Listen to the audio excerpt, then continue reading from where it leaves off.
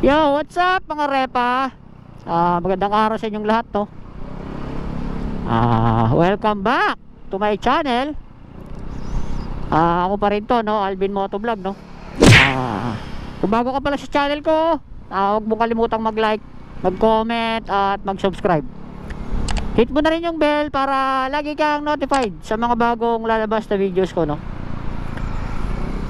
So for our videos for today, kagaya ng dati, meron tayong konting biyaya. Ibigay natin sa mga tao, sa isang tao na nangangailangan. Karapat dapat.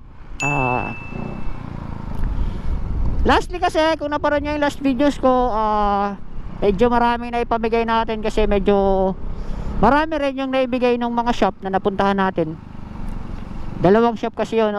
Ito yung escapade naman namin ni Sir Alex ng Secret Shop sa Batangas. Pero kami na isang nabisitang shop doon sa Bawan, Batangas.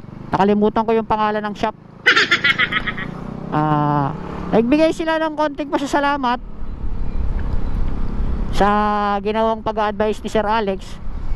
Kagaya ng dati, binigay sa akin ni Sir Alex yung biyaya. Ako na ang bahalang magbigay kung kanino ko ibibigay yon. So hindi ko naman siya basta-basta ibibigay na lang sa mga madadaanan natin. Pipiliin natin yung tao na karapat dapat at sa tingin natin at ramdam natin na kailangan niya yung dala nating konting biyaya. So paano?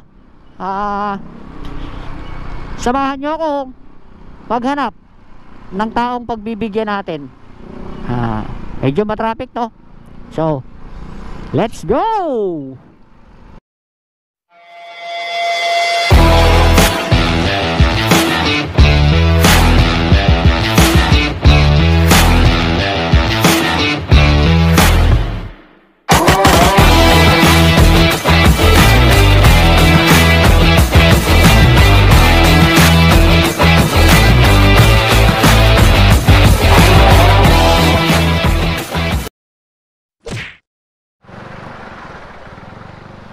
Ayun si nanay nangangalakal. Ano ba yung dala niya? Kaya dala siyang sako. So tatawagin natin siya. Lalapitan natin siya.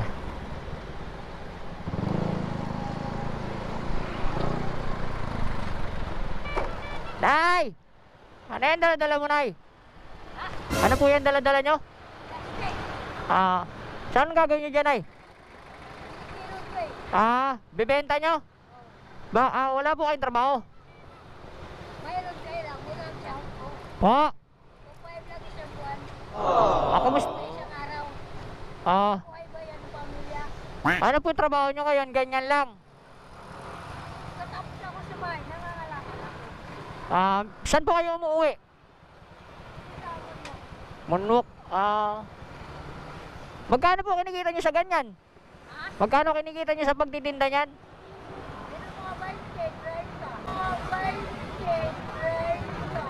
Sa isang araw. Kinikita nyo 20. Ba't iniwanan nyo po yung dating trabaho nyo? Iniwanan nyo po ba yung dating trabaho nyo? Malayo. Sa Baguio po. Sa Baguio. May pamilya kayo dito? Wala kayong pamilya dito? Mag-isa lang kayo? Malalayo po. So yan lang po trabaho nyo dito sa ano? Wala na lockdown ako na nauwi. Naipit po kayo dahil sa lockdown. Okay. Nangangalakal ako kaysa magnanakaw. Ano po? Nangangalakal na lang ako kaysa magnanakaw. Tama po yan, Nay. Sa tingin ko po mabuting tao naman kayo. Maibibigay ako sa inyo, Nay. Sana makatulong to sa inyo. Para sa inyo siguro talaga to, Nay. Bigas, noodles, sa dilata, Nay.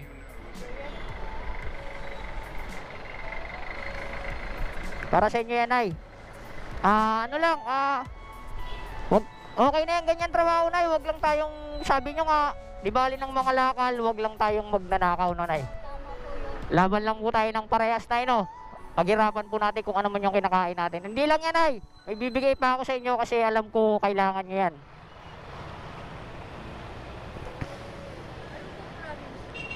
Pagtyagaan nyo na to, nay. Baka makatulong. Konting cash, nay. Huwag nyo na lang po muna buksan, nay. Doon nyo na lang buksan. Magkano po kinikita nyo dyan sa isang araw sa pangangalakal? 20 pesos po. Makakalaking bagay yan, nay. Makakatulong sa inyo, nay. Kahit isang linggong panggastos nyo, nay. Saan pa kayo uwi niya, nay? O, sige, nay. Ingat na lang po kayo pag uwi na, nay, ha. Basta pakabait lang, nay. Ano pong pangalan niya, nay? Po?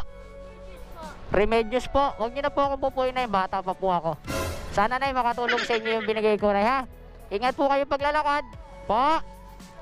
Quezon pa po, Quezon. Kitchen province? Opo. Magulang ko kitchen province. Oh. Bata po. Gumaka po, magkalapit lang tayo, nay. Lopez lang ako. Sige, nay, uwi ka sa inyo, pahinga ka na muna. Huwag ka na munang magkalakal. Itabi mo na muna yan, sunod na araw mo na benta. Uwi ka sa inyo, may bigas ka na, dilata, noodles, kape. May konting cash dyan, ay. Cash na siguro yan pang isang linggong panggastos mo. Nay, ingat ka, nay. So yun si nanay, no. Sana makatulong sa kanya yung binigay nating konting pagkain at konting halaga. Makakatulong sa kanya yon panggastos. O mag-isa lang siya dito, malayo yung mga kamag-anak niya. Then naantig ako doon sa sinabi niya na okay lang daw mga lakal siya kaysa magnakaw siya. So napakabait ni nanay, no, kahit ganoon siya, lumalaban siya ng parehas. Sa kabila ng edad niya, sitwasyon, nagpahihanap buhay siya ng maayos. So yun mga repa, no, meron na naman tayong isang natulungan.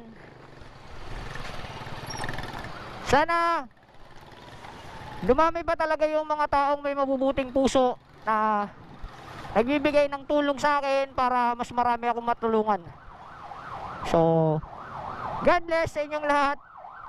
Laban lang tayo kahit anong hirap ng buhay. Gayahin natin si nanay. Kahit nahihirapan, hindi siya nagnanakaw, mas pinili niyang mga lakal para mabuhay ng maayos.